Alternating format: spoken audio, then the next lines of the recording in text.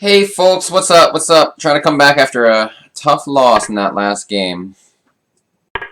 We're playing DaSilva. My sound's still acting up. I'm gonna restart my computer eventually, but it just takes a while to restart. I don't want to mess with my flow.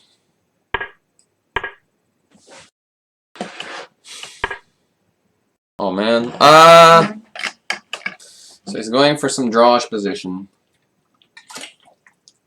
Oh, we can go knight h6 to f5 in this line because he hasn't played knight f3 yet. So we can stop d4. This is a good way to play if you don't want to just go for this.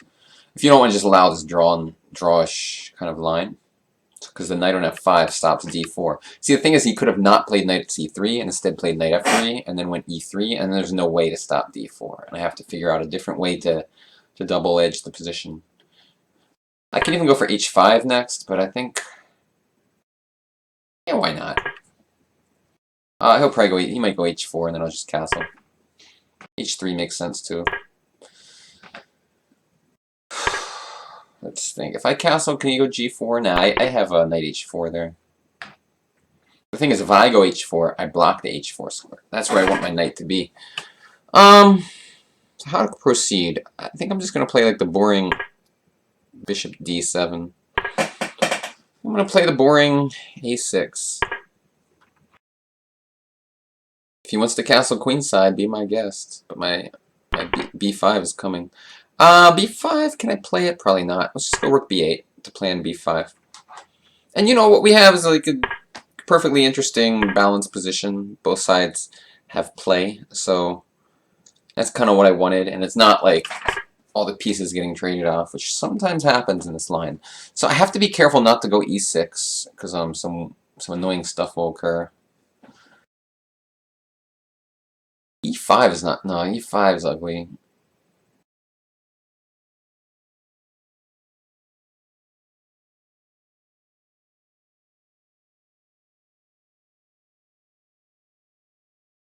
Just thinking, folks. I see, what I don't want is his knight to just live on d5. So I'm thinking ways to target it, like pawn takes, and then knight b4. Maybe. I'll just do that.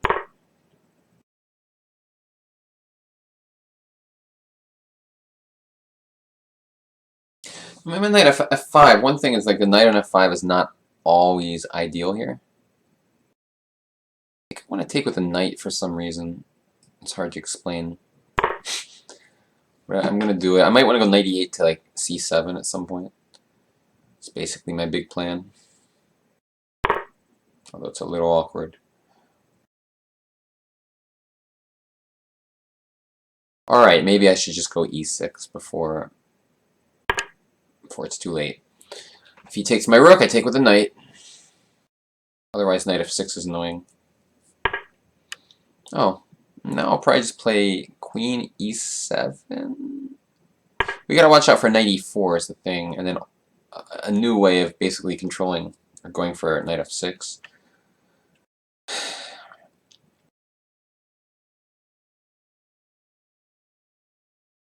And when I go f5 to stop it, excuse me, I just yawned. It creates weaknesses in my position. So like these positions are like not so easy to play.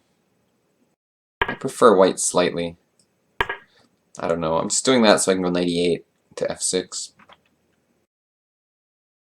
Because f6 square is my target, is my weakness, I think. So I just want to unweakify it. Alright. Unweakify is probably not a word. Is he going to go f4 or no? Probably.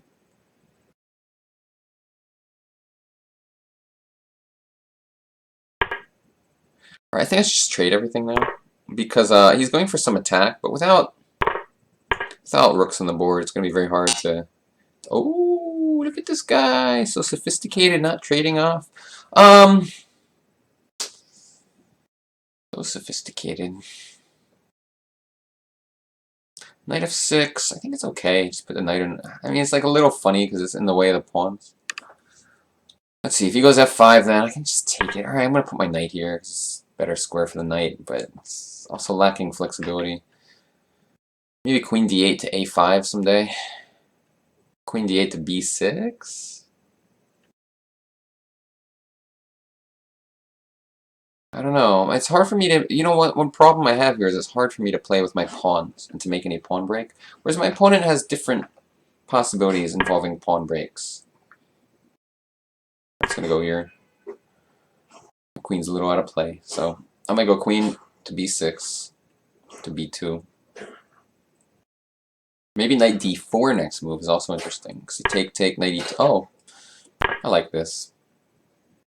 Only question is knight queen b8 or... I'll go to b6. Queen b8 was interesting too, but I want the option to go to a5 in some positions. Alright, now what? Knight d4 looks not great, but not horrible either. I don't love it. I gotta figure out what to do with this knight on f6. It's like a little clumsy. In the meantime, let's pin something. Because, you know, knight d4 is actually a real threat now. It's actually really annoying. So he has to be careful. Yeah, h4 could be annoying at some point. Like, okay.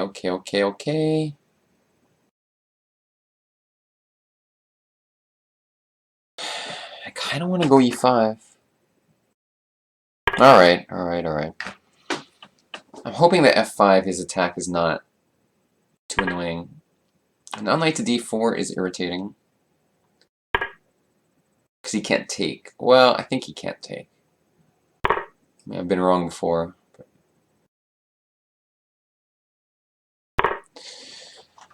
Queen g5, knight e2, knight f3. Probably king g7. Let's see, knight e2 must take with the knight, and then king g7, and his knight's far away from where it wants to be. So I'll do that.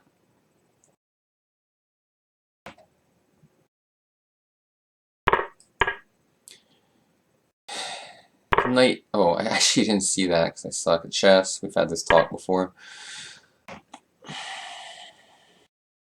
I mean, I have some counterplay, but I do suck at chess. It's official.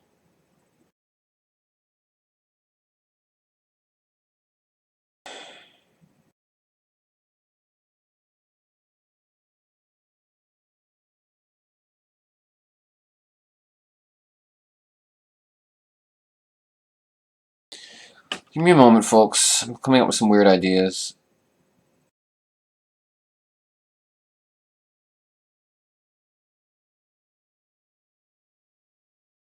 Okay. This is not... I mean, queen e1 is the big problem here, but I'm hoping he doesn't find it.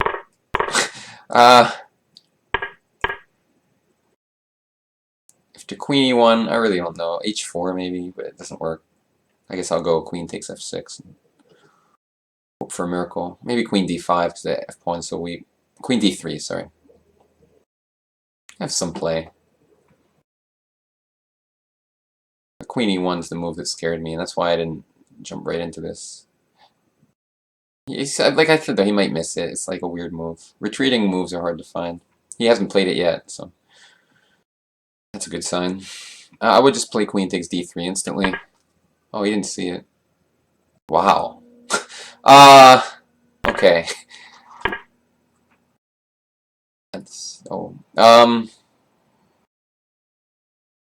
Who's trying to win now? I guess I will.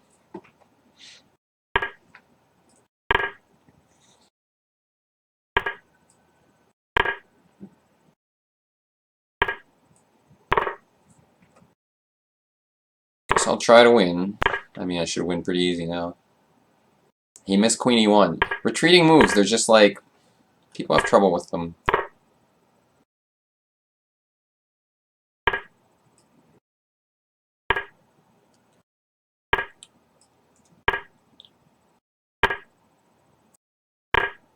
That was not a good move. It's not horrible either. Get my king to g7. Can't do anything weird. The problem is, I have 3 extra pawns.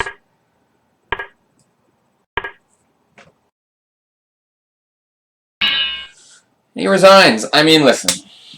This is an important thing to remember about retreating, like queen moves, bishop moves.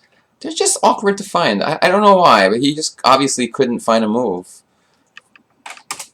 But I don't know why that is, but it's been said many times before. So, you know, he played a nice game. I blundered my e-pawn away. I thought I had compensation here, but this is a nice move. And if I trade queens, I just slowly suffer, and I felt like there was no chance to win. I mean, maybe I'll draw, but it's like really suffering and easy to play. So I played this. I saw that e5 and e6 is coming, and I went for this plan. And I had already seen queen e1 when I played this. And, you know, I felt like, okay, maybe there's some chance here. I can always take an f6. But I'm pretty sure it's like just very good for him. The thing is, I can take this, and his pawn is weak here, and you know, it's not like completely over. Yeah, actually, he says white's just better. Because my queen is like pretty strong.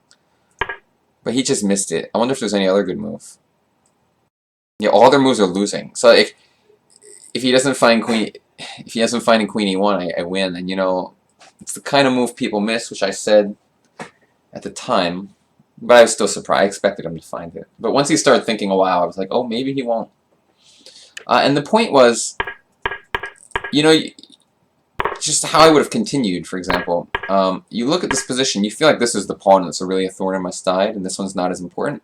The problem is this one's very hard to defend, and the d-pawn's easy to defend. So if I do this, he goes knight f4, I thought, and it looked much worse for me than the other line. Whereas this pawn's actually, it's annoying, but his queen's so far from getting to here, it doesn't matter. And I'm probably going to win it eventually. And then I'm down 2 pawns for the piece. You know, like, and his king's a little open, so I thought my chances were okay. But instead he missed queen e1 and I won the game. Way to go me. Thanks for watching, folks. See you next time. Bye-bye.